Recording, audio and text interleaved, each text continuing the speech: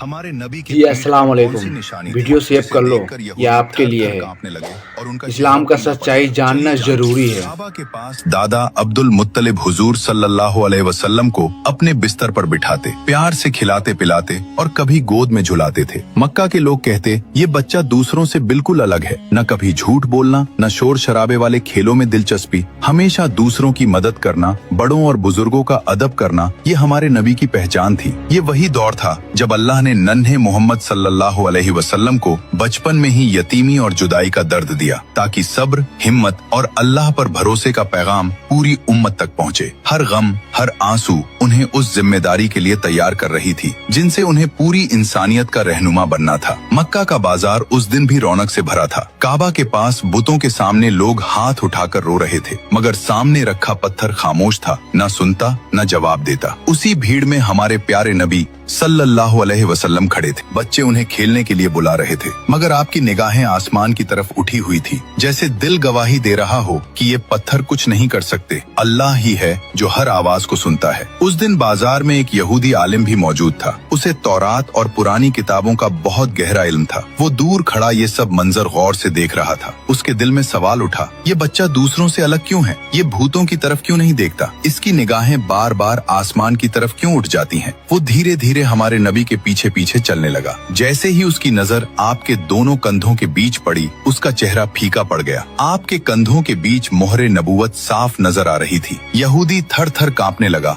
और कांपते हुए कहा, यही वो आखिरी नबी है, यही है वो जिसकी निशानियां हमारी किताबों में सदियों से लिखी है। लेकिन उसी पल उसके दिल में जलन की आग भड़क उठी। उसने सोचा, नबूवत तो हमारी कौम को मिलनी चाहिए थी, ये अरबों का बच्चा कैसे? शाम होते ही वो अपने साथियों के पास पहुंचा, जहां और कई यहूदी आलिम जमा थे। उसने कहा, आज मैंने उसे देख लिया। उस बच्चे की पीठ पर नबूवत का मोहर है। वो बुतों को नहीं मानता, उसकी निगाहें सिर्फ आसमान की ओर उठती है। वही आखिरी नबी है। ये सुनते ही बाकी आलिमों के भी चेहरे पीले पड़ गए। एक ने तौरात की इबारत पढ़ते हुए कहा, यहाँ लिखा है, मैं उनके भाइयों में से तुम्हारे जैसा एक नबी उठाऊंगा। भाइयों से मुराद बनी इजराइल के भाई हैं, यानी अरब, क्योंकि हजरत इस्माइल अलैहिस्सलाम और हजरत इसहाक अलैहिस्सलाम दोनों हजरत इब्राहिम अलैहिस्सलाम के बेटे थे। मतलब निशानी साफ तौर पर कुरैश की तरफ इशारा कर रही थी, यानी तुमने जिस बच्चे को देखा वो वाकई आखिरी नबी है। ये वही बच्चा है जो पूरी दुनिया में नबूवत का झंडा लहराएगा और अदलों, इंसाफ और मोहब्बत का पैगाम देगा। पूरी दुनिया उसकी मोहब्बत में दीवानी हो जाएगी। सुभान अल्लाह। दोस्तों,